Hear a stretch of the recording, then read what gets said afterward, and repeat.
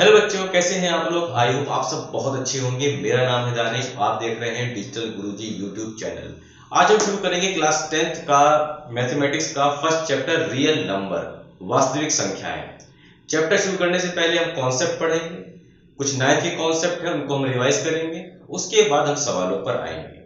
सीधे सवालों पर इसलिए नहीं जाएंगे क्योंकि अगर डायरेक्ट क्वेश्चन हल करना शुरू कर दिए हमने तो फिर आपको वो सवाल समझ में नहीं आएंगे, समझने में थोड़ी दिक्कत होगी। इसीलिए पहले हम कॉन्सेप्ट क्लियर करेंगे, फिर हम एक्सरसाइज के ऊपर चलेंगे।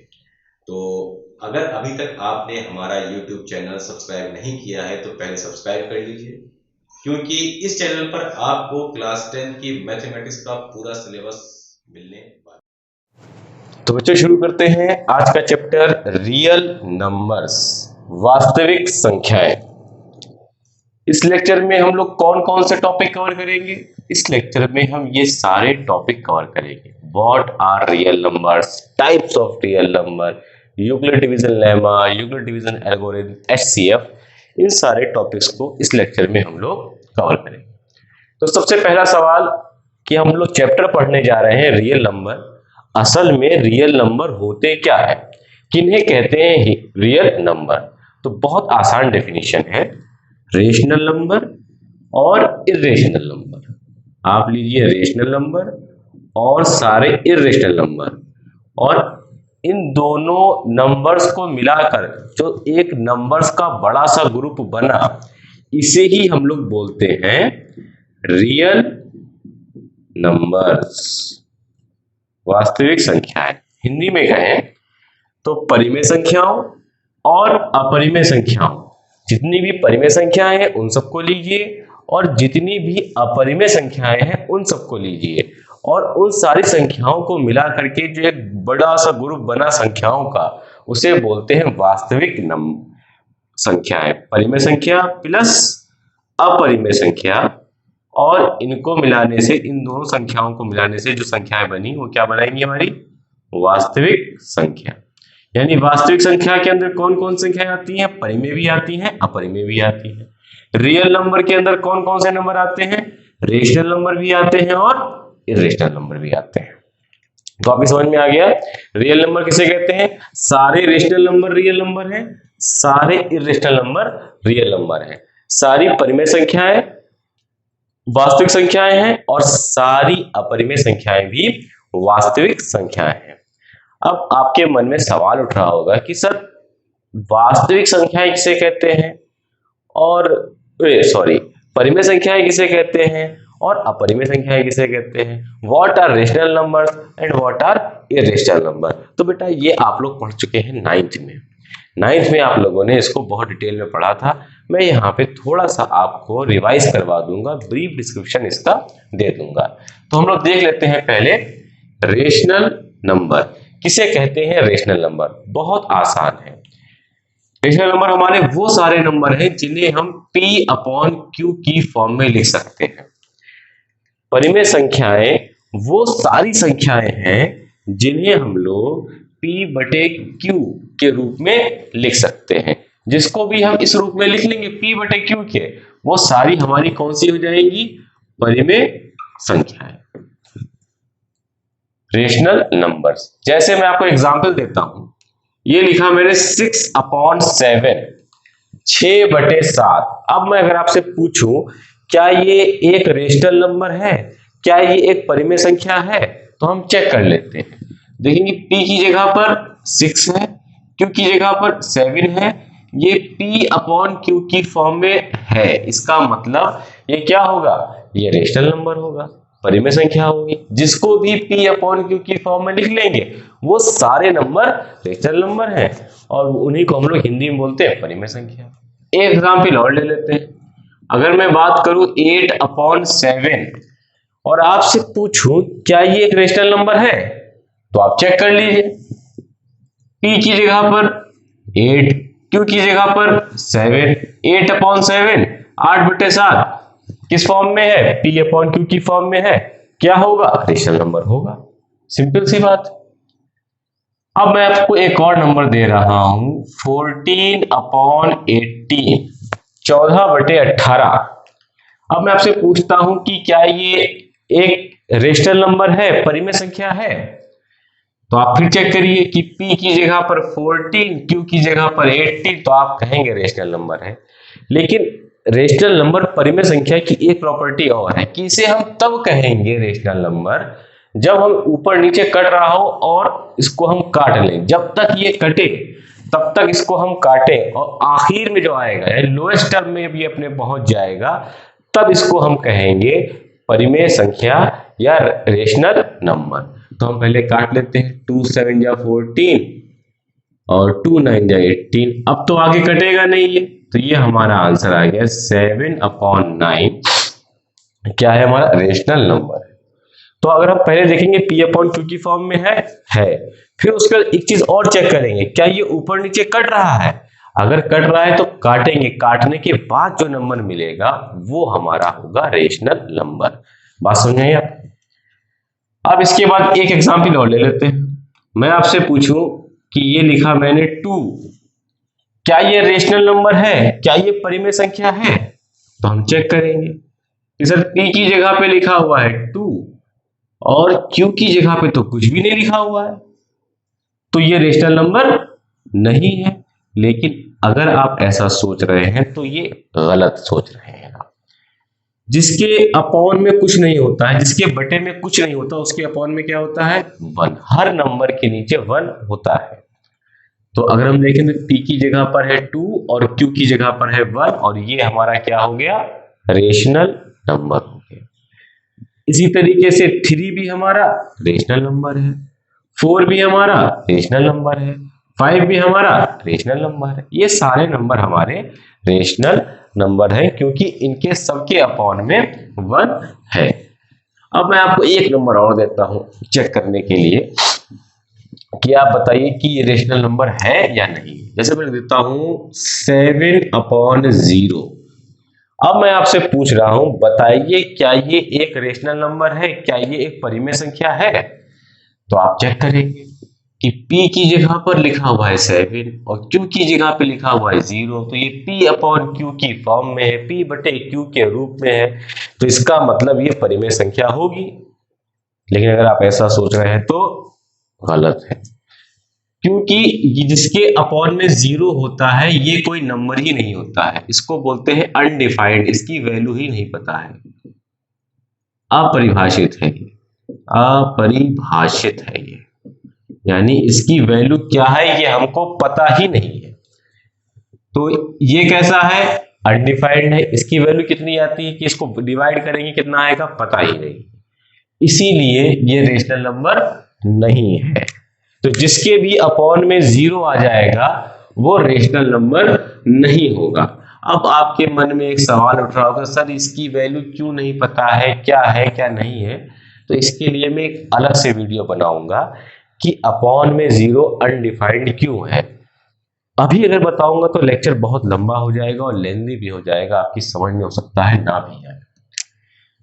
तो आपने एक चीज जान ली, जिसके अपॉन में 0 होगा वो भी रेशनल नंबर नहीं होगा, परिमेय संख्या नहीं होगी। ठीक है, तो हमने क्या जाना रेशनल नंबर परिमेय संख्या के बारे में कि सारे नंबर परिमेय संख्या रेशनल नंबर होंगे जिनको p/q की फॉर्म में लिख सकते हैं। और हमने देखा कि जिनके अपॉन में 0 होता है वो रेशनल नंबर नहीं होते हैं, तो हम कह सकते हैं p/q की फॉर्म में होंगे जहां पे q 0 नहीं होना चाहिए, यानी नीचे 0 नहीं होना चाहिए, यानी q की जगह पर 0 नहीं होना चाहिए।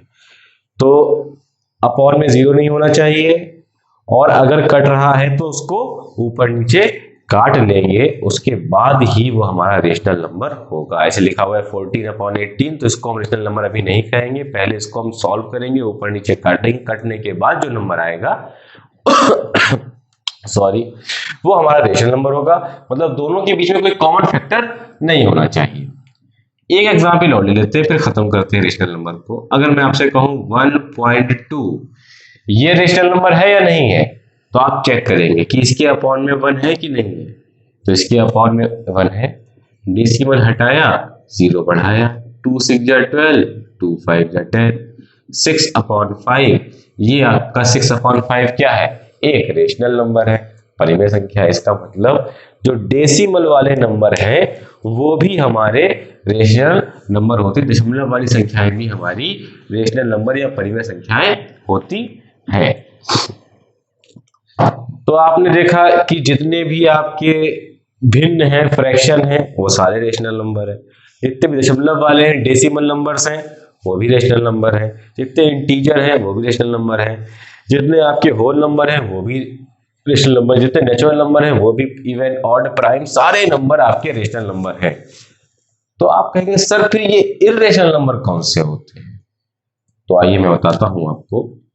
1.2897635694 and dash dash dash dash dash so on, ये एक नंबर मैंने लिया है और इसके अंदर मैंने क्या लिखा है कि 1.28, यानी ये ऐसे नंबर आगे चलता ही चला जा रहा है। ये यहाँ पर 4 पे खत्म नहीं हुआ है, ये आगे तक जा रहा है, डिजिट आती ही चली जा रही है। अब क्या इसको आप इस P/Q की फॉर्म में लिख सकते हैं? क्या इसको लिख सकते हैं? तो कैसे लिखने का तरीका बताया था मैंने कि इसके नीचे क्या करेंगे, आप सबके नीचे 1 होता है, 1 लिख लेंगे, डेसिमल हटाएंगे और डेसिमल हटाने के बाद नीचे कितने जीरो बढ़ाएंगे? जितनी डेसिमल के बाद डिजिट होंगी, जितनी दशमलव के बाद गिनतियां होंगी, उतने ही नीचे जीरो बढ़ा लेंगे। लेकिन हमें यहां पता ही नहीं है कि डेसिमल के बाद कितनी डिजिट है, दशमलव के बाद कितनी गिनतियां हैं। तो हम नीचे क्या जीरो बढ़ा सकते हैं? कितने बढ़ाएंगे पता है हमें? नहीं पता है। जब हमें पता नहीं है तो हम कैसे इसको लिख सकते हैं P/Q की फॉर्म में? हम इसको P/Q की फॉर्म में नहीं लिख सकते हैं, इसलिए ये हमारा कैसा है, एक इर्रेशनल नंबर है। तो आप समझ में आ गया होगा, जिन नंबरों को हम P/Q की फॉर्म में नहीं लिख सकते हैं वो हमारे इर्रेशनल नंबर हैं, अपरिमेय संख्याएं हैं। अब एग्जाम्पल भी समझ लिया आपने, इसके कुछ एग्जाम्पल मैं और आपको बता देता हूं। जैसे एक है आपका √2, एक है आपका √3, √5, ऐसे ही और भी नंबर आ जाएंगे, √7 और आपका जाता है पाई। ये आपके एग्जाम्पल हैं किसके?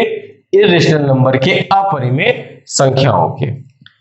तो आपके मन में हो सकता है एक सवाल आए कि सर √2 इसकी वैल्यू तो मुझे पता है, ये मैंने पढ़ रखी है, √2 की वैल्यू होती है 1.414 और इसको अगर मैं इसके अपॉन में 1 मान लूं और डेसिमल हटाऊं तो डेसिमल के बाद 3 डिजिट, दशमलव के बाद 3 गिनतियां, तो नीचे में 3 जीरो बढ़ाऊंगा, ऊपर चेक काट लूंगा, 2 7 जा 14, 2 7 जा 14, 2 5 जा 10, आगे 2 जीरो, ये आ गया 707/500 और ये तो P/Q की फॉर्म में लिखा हुआ है, P की जगह पे 707 और Q की जगह पर 500, तो फिर ये तो रेशनल नंबर हो गया और आपने इसको लिख रखा है इर्रेशनल नंबर में, अपरिमेय संख्या में। तो बेटा बात ये है कि ये जो आपने वैल्यू लिखी है √2 की 1.414, ये जो वैल्यू है ये इसकी एग्जैक्ट वैल्यू नहीं है, ये ऐसे ही आगे आता रहता है वैल्यू, कभी भी ये नंबर खत्म नहीं होता है। इसको आप निकालते जाएंगे, इसको स्क्वायर रूट, तो ये नंबर कभी खत्म ही नहीं होगा, ये हमेशा आता ही रहे, कुछ ना कुछ बदल बदल के नंबर आते रहेंगे। ठीक है, इसीलिए यहाँ पे जो हमने वैल्यू लिखी है वो अप्रोक्सीमेट वैल्यू ली है, हमने बस 3 डिजिट ले लिए, उसके बाद छोड़ दिया, आगे वाली कोई डिजिट नहीं ली है, इसीलिए ये इर्रेशनल नंबर है। ऐसे ही √3 की वैल्यू आपने पढ़ रखी है 1.72, ठीक है, तो ये भी आपने डेसिमल के बाद 2 डिजिट आपने पढ़ रखी है, ये इसके बाद भी आती रहती है डिजिट, ये कभी भी खत्म नहीं होता, इसलिए ये भी आपका एक इर्रेशनल नंबर है। ऐसे ही √5 भी इर्रेशनल नंबर है। और पाई के बारे में आपने पढ़ा होगा, पाई की वैल्यू होती है 22/7 या 3.14। तो आप कहेंगे सर ये तो रेशनल नंबर है, इसको P/Q की फॉर्म में लिखा हुआ है, ये तो परिमेय संख्या है, ऊपर है 22, नीचे है 7, तो ये वैल्यू भी आपकी एग्जैक्ट वैल्यू नहीं है। पाई की ये हमने वैल्यू अप्रोक्सीमेट लिख रखी है, ये 3.14 करके आगे नंबर आते रहते हैं, ये कभी भी खत्म डिवीजन नहीं होता है, इसके आगे हमेशा नंबर आते रहते हैं। ये सब हमने अपनी आसानी के लिए बाकी डिजिट छोड़ दी और ये वैल्यू उठा ली है। तो बात समझ में आई? तो ये सारे नंबर कैसे हैं आपके? इर्रेशनल नंबर है, अपरिमेय संख्याएं। तो अब एक सवाल होता है कि जितने भी ये रूट के अंदर नंबर होते हैं क्या सब इर्रेशनल होते हैं? आइए चेक कर लेते हैं। रूट 4 को हम लोग क्या लिख सकते हैं? रूट 2 इंटू 2, और रूट के अंदर जो चीज दो बार उसको एक बार बाहर लिखते हैं। रूट के अंदर कुछ नहीं बचा तो रूट खत्म हो गया, तो यहाँ पे आया 2 और 2 के अपॉन में क्या है 1। तो ये हमारा कैसा है? रेशनल नंबर है। तो सारे रूट के अंदर नंबर जो है वो इरेशनल नहीं है, कुछ रेशनल है, कुछ इरेशनल है, कुछ परिमेय है और कुछ अपरिमेय है। तो आपकी बात समझ में आई होगी आई होप कि इरेशनल नंबर किसे कहते हैं। और इन सारे नंबर को मिला दो तो क्या बन गया? Real number. सारे रेशनल नंबर ले लो, सारे इरेशनल नंबर ले लो, सारी परिमेय संख्याएं ले लो, सारी अपरिमेय संख्याएं ले लो, तो वो किसमें आती है? वास्तविक संख्या में। अब आते हैं हम लोग फ्रैक्शन के ऊपर, भिन्न के ऊपर। जो फ्रैक्शन है, जो हमारे भिन्न है, ये दो तरीके के होते हैं। एक होते हैं आपके रिपीटिंग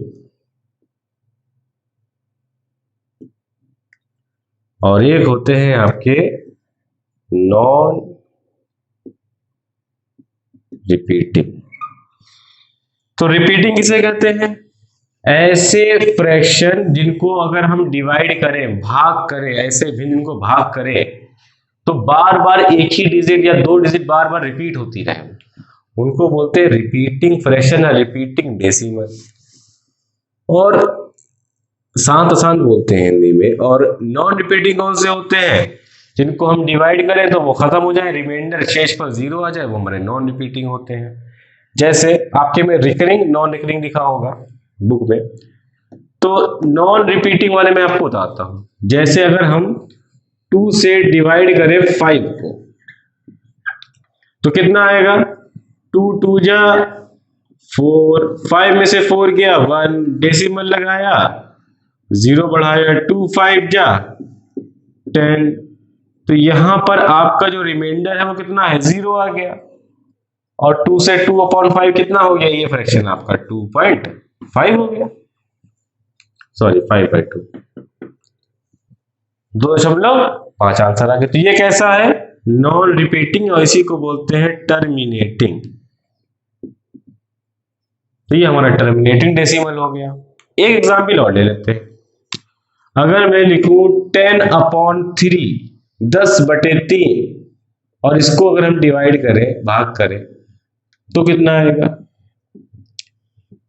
3 3 जा 9, 10 में से 9 गया 1, डेसिमल लगाया 0 बढ़ाया, 3 3 जा 9, 10 में से 9 गया 1, डेसिमल लगे हुआ है 0 बढ़ाया, 3 3 जा 9, 10 में से 9 गया बचा 1, डेसिमल लगा है 0 बढ़ाया, 3 3 जा 9, 10 में से गया 1। तो क्या ये कभी टर्मिनेट होगा? क्या भी कभी खत्म होगा? हम हर बार 3 3 जा 9 ले जाएंगे, हर बार 1 बचेगा, डेसिमल लगाएंगे 0 बढ़ाएंगे, फिर 3 फिर 10 हो जाएगा। तो ये ऐसे आता ही रहेगा। यानी इसमें क्या हो रहा है कि 3 बार बार आ रहा है। तो इसका आंसर क्या हो जाएगा? इसका आंसर हो जाएगा 3.333 एंड सो ऑन। यानी इसको क्या बोलते हैं? रिपीटिंग, रिपीट हो रहा है, बार बार आ रहा है, तो इसको ऐसे भी लिखते हैं 3.3 बार। तो समझ में आया? जो डिवाइड खत्म ना हो वो आगे चलता रहे और एक या दो नंबर, वही नंबर बार बार रिपीट होते रहे, तो इसको बोलते हैं रिपीटिंग। और जो डिवाइड खत्म हो जाए, रिमाइंडर 0 आ जाए, शेषफल 0 आ जाए, वो हमारे कौन से होते हैं? नॉन रिपीटिंग या टर्मिनेटिंग। ये हमारे फ्रैक्शन के भिन्न के दो प्रकार हो गए। समझ में आया आपके? तो आपके भिन्न कितने तरीके के हैं? दो तरीके के, एक है शांत, एक है अशांत, एक है टर्मिनेटिंग और एक है रिपीटिंग। टर्मिनेटिंग जो डिवीजन खत्म हो जाए, और रिपीटिंग वो वाला डिवीजन, वो वाला भागफल जिसमें वो चलता ही रहे, बार बार डिजिट आती रहे वही, तो उसको बोलते हैं रिपीटिंग।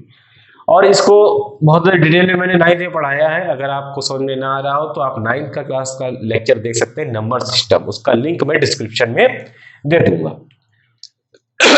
सॉरी। अब आ जाते हैं इंटीजर पूर्णांक। तो इंटीजर को हमने, इंटीजर के अंदर कौन से आते हैं? सारे निगेटिव नंबर, सारे ऋणात्मक पूर्णांक, सारे पॉजिटिव नंबर, सारी धनात्मक संख्याएं और जीरो। जितने निगेटिव नंबर है उनको ले लीजिए, जितने पॉजिटिव नंबर है उनको ले लीजिए और जीरो को भी उसी के अंदर रख लीजिए। तो ये पूरा जो एक नंबर्स का ग्रुप बना, संख्याओं का समूह बना, उस पूरे समूह का नाम हमने क्या दिया है? इंटीजर, पूर्णांक। ये है धनात्मक पूर्णांक और ये है आपका शून्य। धनात्मक पूर्णांक को ये बोलते हैं, पॉजिटिव इंटीजर को नेचुरल नंबर, और इसी को हिंदी में बोलते हैं प्राकृतिक संख्या। इसमें जीरो ऐड कर दो तो ये हो जाती है हमारा होल नंबर, पूर्ण संख्या है। इनको बहुत डिटेल में पढ़ाया है मैंने 9th वाले लेक्चर में। अभी यहाँ पर तो सिर्फ मैं आपको एक बार रिवाइज करवा रहा हूँ, तो अगर आपको बहुत डिटेल में पढ़ना है तो आप 9th का मेरा नंबर सिस्टम का लेक्चर देख सकते हैं। अब आते हैं अपने नेक्स्ट टॉपिक पर, जो है हमारा यूक्लिड डिवीजन लेमा, यूक्लिड विभाजन लेमा। दिया किसने था? ये एक मैथमेटिशियन है, पर्शियन मैथमेटिशियन, मोहम्मद इब्ने मूसा अल ख्वारिज़मी। इन्होंने अपनी एक किताब लिखी थी, हिसाब अल जब्र वल मुकाबला। उस किताब के अंदर इन्होंने ये कुछ एल्गोरिथम और कुछ लेमा दिए थे।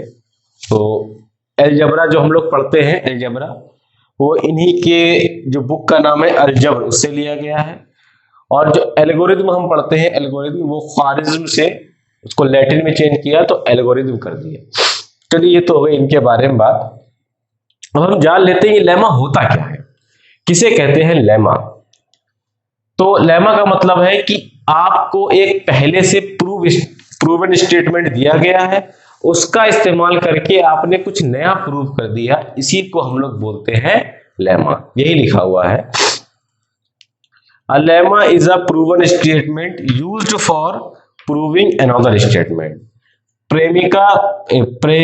प्रमेयिका एक सिद्ध किया हुआ कथन होता है और इसे एक अन्य कथन को सिद्ध करने में प्रयोग किया जाता है। मतलब एक प्रूवन स्टेटमेंट है, उसका हम यूज करेंगे किसी दूसरे स्टेटमेंट को प्रूव करने में।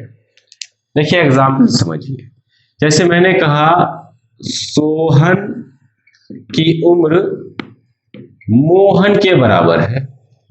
ये हम लोग प्रूव कर चुके हैं पहले से कि सोहन और मोहन आपस में बराबर उम्र के हैं।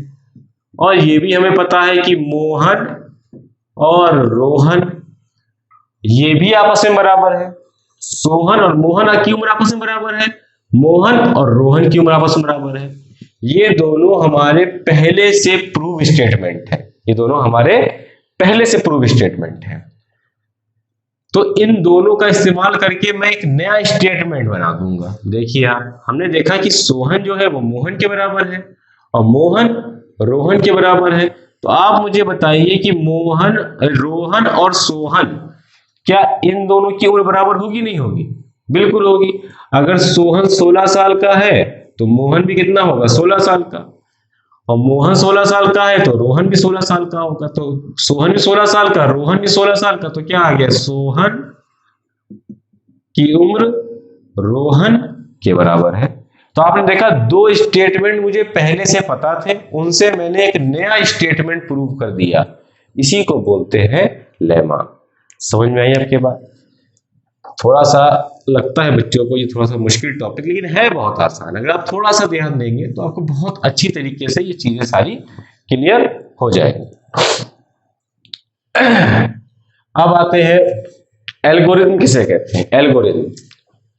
अभी हम यूक्लिड के डिवीजन एल्गोरिथम की बात नहीं कर रहे हैं, हम सिर्फ एल्गोरिथम की बात कर रहे हैं।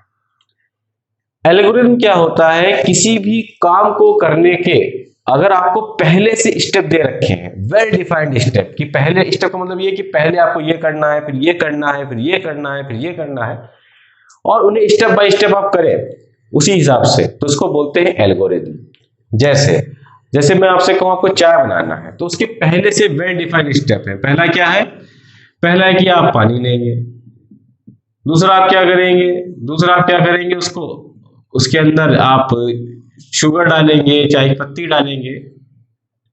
और तीसरा क्या करेंगे? उसके अंदर फिर इसको खौला लेंगे, गर्म करेंगे, हीट करेंगे। और चौथा काम क्या करेंगे? उसके अंदर दूध डाल देंगे और फिर खौला लेंगे। तो यहाँ पे आपको मैंने स्टेप दे दी कि पहला काम क्या करना है, पानी लेना है, दूसरा काम क्या करना है, उसके अंदर शक्कर और चाय की पत्ती डालना है, तीसरा काम क्या करना है, उसको खौला लेना है, चौथा काम क्या करना है, उसके अंदर दूध डाल देना है। तो ये मैंने आपको एक स्टेप बाय स्टेप बता दिया कि ऐसे चाय बनती है। तो इसको हम क्या बोलेंगे, ये चाय बनाने का एल्गोरिथम है। यानी किसी भी काम को करने के आपको पहले से एक वेल डिफाइंड स्टेप दे दिए जाए और उस हिसाब से काम किया जाए तो उसको बोलते हैं एल्गोरिथम। समझ में आया आपके एल्गोरिथम किसे कहते हैं? चलिए अब बात कर लेते हैं यूक्लिड का डिवीजन लेमा क्या है। बहुत आसान है, इसको समझने के लिए पहले मैं आपको एक बहुत एग्जांपल आसान सा देता हूं।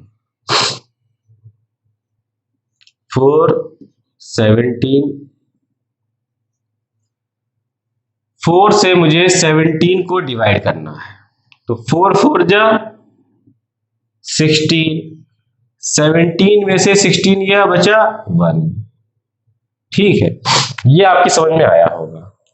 जिससे यहां पर तो दोनों एक ही जैसे आ गए, थोड़ा सा आपको कंफ्यूजन होगा। एक और ले लेते हैं एग्जांपल, 5 16 और तो ये जाएगा 5 3 जा 15 और 16 में से 15 गया, बचा 1।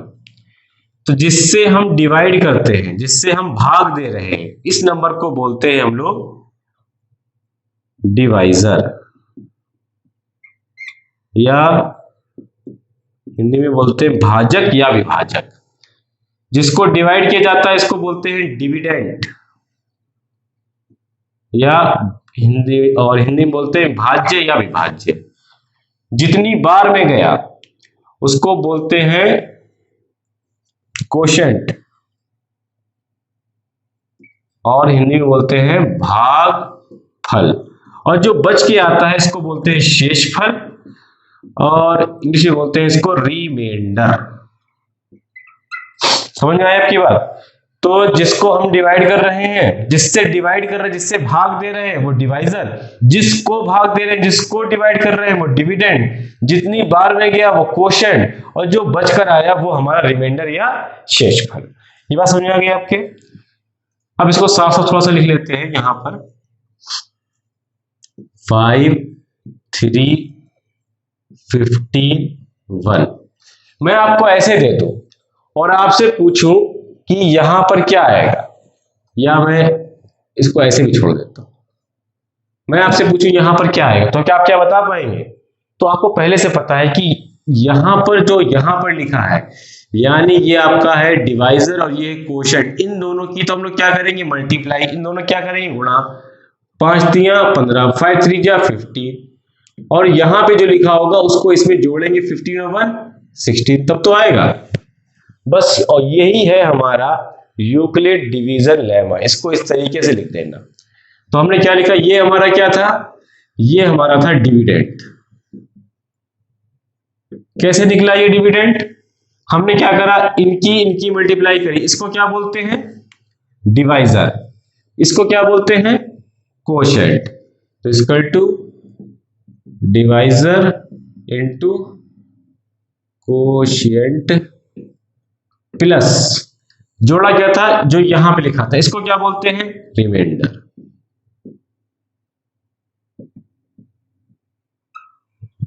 तो dividend equal to divisor into quotient plus remainder, ये हमारा है यूक्लिड डिवीजन लेमा। हिंदी में बोले तो इसको बोलेंगे, इसको बोलते हैं हम लोग भाजक, नहीं इसको बोलते हैं भाज्य। ये हमारा जो, इसको क्या बोलते हैं, भाज्य।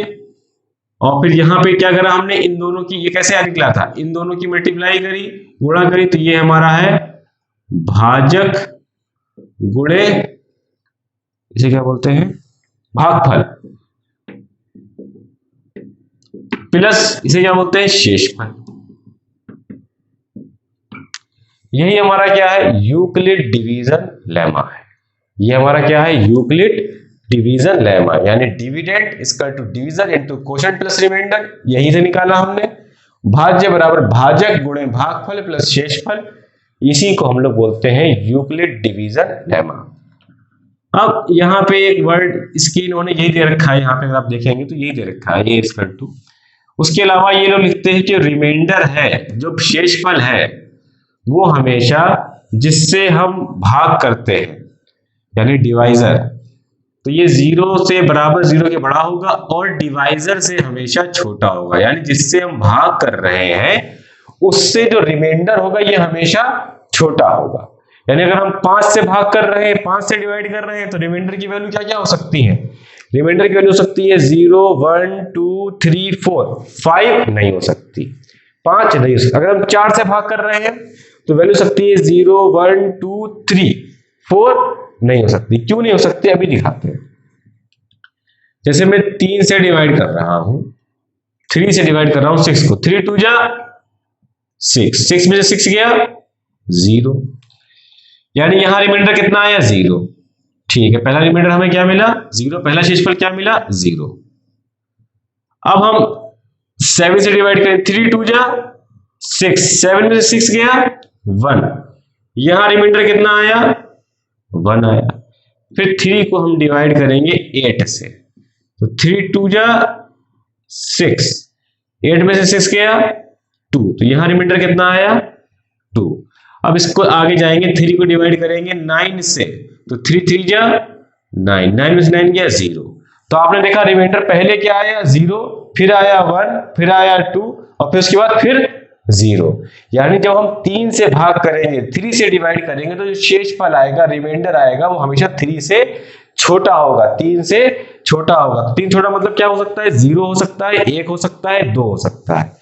इसी तरीके से अगर हम 4 से डिवाइड करें, 4 से डिवाइड करें, तो रिमाइंडर क्या आएगा 0, 1, 2, 3, कभी भी 4 नहीं आएगा, हमेशा 4 से छोटा। यानी जिससे हम भाग कर रहे हैं, जिससे हम डिवाइड कर रहे हैं, तो रिमाइंडर आएगा, शेषफल आएगा, वो हमेशा उस नंबर से छोटा होगा। ये मैंने आपको करके भी दिखा दिया और यही बात ये लिखी हुई है कि रिमाइंडर हमेशा जिससे हम डिवाइड कर रहे हैं डिवाइजर से, उससे हमेशा छोटा होगा। तो ये तो हो गया आपका यूक्लिड डिवीजन लेमा। अब बात कर लेते हैं यूक्लिड डिवीजन एल्गोरिथम की। तो एल्गोरिथम क्या होगा, वेल डिफाइंड स्टेप होंगे और इसका इस्तेमाल हम किसमें करेंगे, इसका इस्तेमाल करेंगे यूक्लिड डिवीजन एल्गोरिथम का इस्तेमाल करेंगे हम लोग एचसीएफ निकालने में। जब वहां पे करेंगे तब आपको हम बताएंगे। समझ में आ गया होगा आपके। अब चलते हैं आगे अपने नेक्स्ट टॉपिक पर, जो है हमारा हाईएस्ट कॉमन फैक्टर। इस चैप्टर में पढ़ना यही है कि एचसीएफ निकालना है और किसका इस्तेमाल करके, यूक्लिड डिवीजन एल्गोरिथम का इस्तेमाल करके हमको एचसीएफ निकालना है। तो चलिए निकालते हैं। पहले जान लेते हैं कि एचसीएफ किसे कहते हैं, महत्तम समापवर्तक किसे कहते हैं। तो एचसीएफ की फुल फॉर्म क्या है, हाईएस्ट कॉमन फैक्टर। जैसे ये 2 नंबर मैंने ले लिए, एक नंबर ले लिया मैंने 8 और दूसरा नंबर ले लिया मैंने 12। एक 8 है, दूसरा 12 है और आपसे पूछा गया है कि इन दोनों का एचसीएफ निकालो, इन दोनों का महत्तम समापवर्तक निकालो। तो पहले हम चले जाएंगे लास्ट वाले पे। क्या करेंगे, सबसे पहले हम लोग फैक्टर करेंगे। फैक्टर मतलब गुणनखंड। तो इसके सारे फैक्टर लिखेंगे। फैक्टर किसे कहते हैं, हमें वो सारे नंबर लिख देने हैं जिसके टेबल में 8 आता हो, वो सारे नंबर लिख देने जिसके पहाड़े में 8 आता हो। तो क्या 1 के टेबल में आता है 8 आता है, क्या 2 के टेबल में आता है 8, 2 4 जा 8 आता है, क्या 3 के टेबल में 8 आता है, नहीं आता है, क्या 4 के टेबल में 8 आता है, आता है, क्या 5 में आता है, 6 में, 7 में नहीं आता, 8 के टेबल में आता है, 8 1 जा 8। तो ये हो गए 8 के सारे फैक्टर। इन के टेबल में 8 आता है, इसके अलावा किसी और के टेबल में 8 नहीं आता है। ऐसे ये 12 के फैक्टर कर लेते हैं। क्या 1 के टेबल में 12 आता है, आता है, क्या 2 के टेबल में 12 आता है, 2 6 जा 12 आता है, 3 4 जा 12, 4 3 जा 12, 5 के टेबल में नहीं आता, 6 2 जा 12, फिर 7 8 9 10 11 नहीं आता है, 12 1 जा 12। तो ये हो गए 8 के सारे फैक्टर, ये हो गए 12 के सारे फैक्टर, ये हो गए 8 के गुणनखंड, ये हो गए 12 के गुणनखंड। और किसे कहते हैं फैक्टर या गुणनखंड, जिनके टेबल में 8 आता है वो सारे लिख दो, ये 8 के फैक्टर हो गए। जिनके टेबल में 12 आता है वो सारे नंबर लिख दो, ये सारे नंबर हमारे हो गए 12 के आपके फैक्टर। फिर क्या लिखा हुआ है, फिर लिखा हुआ है कॉमन। यानी पहला काम क्या है, फैक्टर करो, और दूसरा काम क्या है, फिर इनमें जो कॉमन फैक्टर है उनको लिख लो, जो कॉमन गुणनखंड है। तो दोनों में कॉमन क्या है, 1 इसमें भी है 1 इसमें भी है, तो 1 लिख लिया, दोनों में कॉमन फैक्टर है ये। 2 इसमें भी है 2 इसमें भी है, तो दोनों में कॉमन फैक्टर है 2, ये भी लिख लिया। फिर 4 इसमें भी है और 4 इसमें भी है, दोनों में कॉमन फैक्टर है 4, लिख लिया। इसके अलावा कोई और फैक्टर कॉमन है, कोई और गुणनखंड कॉमन है? नहीं है। तो ये आ गया आपके कॉमन फैक्टर, दो चीजें हो गई, कॉमन फैक्टर हो गए। फिर क्या लिखा हुआ है? हाईएस्ट। हाईएस्ट मतलब होता है सबसे बड़ा, महत्तम। अब इनमें सबसे बड़ा नंबर देखो, तो सबसे बड़ा नंबर इसमें कौन सा है? 4 है। तो 8 और 12 का एचसीएफ क्या हो जाएगा? तो इनका एचसीएफ हो जाएगा आपका 4। तो क्या करा हमने? एचसीएफ निकालने इसी में लिखी हुई डेफिनेशन, पहले फैक्टर करो, फिर उनमें से सारे कॉमन फैक्टर निकालो, कॉमन में जो सबसे बड़ा हो वही हमारा एचसीएफ होगा। तो समझ में आई आपके बात? इस तरीके से हम लोग निकालते हैं HCF और इसी को बोलते हैं हाईएस्ट कॉमन फैक्टर। अब ये जो मैंने तरीका बताया है, क्या ये सबसे बेहतर तरीका है? आइए देख लेते हैं। यहां पे जैसे हमसे सवाल कहा गया है कि use Euclid division algorithm to find HCF, निम्नलिखित संख्याओं का HCF करने के लिए यूक्लिड विभाजन एल्गोरिथम का प्रयोग कीजिए। यहां पे हम लोग पढ़ेंगे HCF by using long division method. अब एक और तरीका है HCF निकालने का। जो पहले हमने तरीका इस्तेमाल किया था वो आसान था, लेकिन वो छोटे नंबर पे लगता है। जैसे एक नंबर था 8, दूसरा नंबर था 12, दोनों छोटे छोटे नंबर थे तो उसमें आसानी से लग गया। अब जब बड़े बड़े नंबर होंगे तो उनके फैक्टर करना, उनके गुणनखंड निकालना मुश्किल काम हो जाता है। उसके लिए हमें HCF निकालने के लिए दूसरे तरीके अपनाने पड़ते हैं। उन्हीं में से एक तरीका है लॉन्ग डिवीजन मेथड। अब देखिए इसको कैसे निकालेंगे। जैसे हमारे ने रखा है 135 एंड 225। अभी हम यूक्लिड्स डिवीजन एल्गोरिथम यूज नहीं कर रहे हैं, अभी हम यूज कर रहे हैं लॉन्ग डिवीजन मेथड। वही तरीका, वही चीज है, बस कोई दूसरे तरीके से लिख दिया जाएगा। अब इसको क्या हम पहले वाले मेथड से कर सकते थे? अगर हम 135 के अगर हम 135 के फैक्टर करें और 225 के फैक्टर करें तो ये बहुत लंबा चला जाएगा।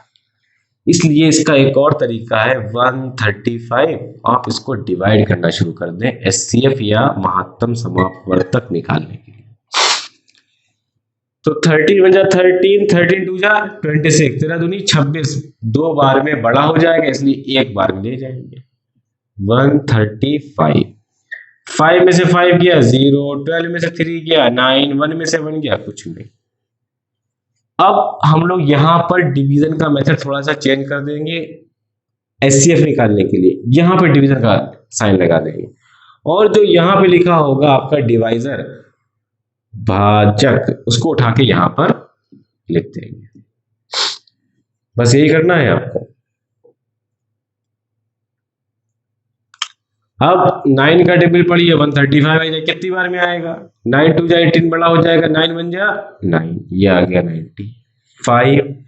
13 में से 9 गए 4, फिर वही काम, जो रिमाइंडर आया उसके आगे डिवाइड किया, जिससे डिवाइड कर रहे थे उसको इधर लिख दिया। 45 का टेबल, 45 का टेबल, 45 दूना 90, 45 2 जा 90। जहां पर ये आपका पूरा पूरा रिमाइंडर 0 हो जाए, पूरा पूरा कट जाए, बस जिस नंबर से ये कटा है यही आपका HCF आ जाएगा। तो यहां HCF कितना आ जाएगा? ये HCF आ गया आपका 45। समझ में आया आपके? कैसे करेंगे डिवीजन मेथड से? जो दो नंबर है उनको लिख लेंगे, 135 से डिवाइड करेंगे तो 1 बार में जाएगा, फिर जो बचकर आएगा उसके आगे डिवाइड का निशान लगाएंगे और जिससे डिवाइड कर रहे थे उसको इधर लिख देंगे, फिर इनको डिवाइड करेंगे, जो रिमाइंडर आएगा उसके आगे डिवाइड निशान लगाएंगे, जिससे डिवाइड कर रहे थे उससे करेंगे। जहां पे कट के 0 हो जाएगा तो जिस नंबर से डिवाइड करने पर 0 हो वही हमारा HCF है। चलिए एक सवाल और लगा लेते हैं। 196 और क्या है? 38220, 38220। अब जो है क्या करेंगे? डिवाइड करेंगे, 19 बन जा 19, 19 2 जा 38 होता है, तो करके देख लेते हैं 2 बार में। 2 6 जा 12, 2 9 जा 18, 1 19, 2 1 जा 2 1 3, तो 2 बार में बड़ा हो गया, तो एक ही बार मिल जाएंगे 196। 12 में से 6 गया 6, 17 में से 9 गया 8, 2 में से 1 गया 1। अब आप क्या सोच रहे होंगे यहाँ पे क्या सर ने बताया था कि इसके आगे डिवाइड का निशान लगा देंगे, जिससे डिवाइड किया है वो लिख देंगे। लेकिन भैया ये अभी पूरा डिवाइड नहीं हुआ है, अब इसके बाद का नंबर उतारेंगे। जब ये पूरा डिवाइड हो जाएगा कोई भी नंबर उतारने के लिए नहीं बचेगा। यहाँ पे हमने क्या किया था, यहाँ उतारने के लिए कोई नंबर बचा था, नहीं बचा था, तो हमने इसके आगे डिवाइड का निशान लगा दिया था। लेकिन यहाँ पर उतारने के लिए बचा हुआ है, तो इसको ले जाते हैं, देखिए कितनी बन जाता है, ये आ जाएगा आपका 186, तो 9 बार में जाना चाहिए। देखते हैं, 9 6 जा 54, कैरी 5, 9 9 जा 81 और 5 86, कैरी 8, 9 1 जा 9 और 8 7, 9 बार में जाएगा, ये आपका आ जाएगा 1764। 10 में से 4 गया 8, यहाँ बचे 5, 15 में से 6 गया 9, 7 से गया कुछ नहीं, और उसके बाद उतारेंगे, क्या बचा हमारे पास, 0, 0 उतार लिया।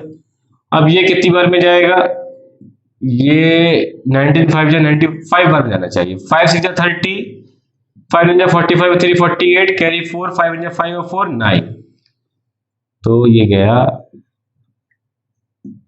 तो आपने देखा, इसको हमने भाग किया, इसको हमने डिवाइड किया, तो ये यहाँ पे क्या आ गया, कुछ नहीं बचा। तो हमने कहा जिससे डिवाइड करने पर कुछ भी ना बचे, जिससे भाग करने पर कुछ ना बचे, वही हमारा क्या होता है, HCF 196 आ गया।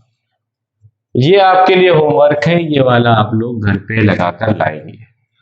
अब इसके बाद हम लोग पढ़ेंगे HCF by using Euclid division algorithm, लेकिन इसको मैं नेक्स्ट लेक्चर में पढ़ाऊंगा, क्योंकि मुझे लगता है ये आज काफी हो गया है। और अगर आपको इस लेक्चर में कहीं पर भी कोई प्रॉब्लम है तो आप नीचे मुझे कमेंट में बताइएगा, मैं आपकी उन प्रॉब्लम के ऊपर एक नया वीडियो बना दूंगा, जिसमें मैं आपकी उन सारी प्रॉब्लम को सॉल्व कर दूंगा। अगर आपको समझने में कहीं दिक्कत है तो मैं इसको दोबारा से और अच्छी तरीके से समझाने की कोशिश करूंगा।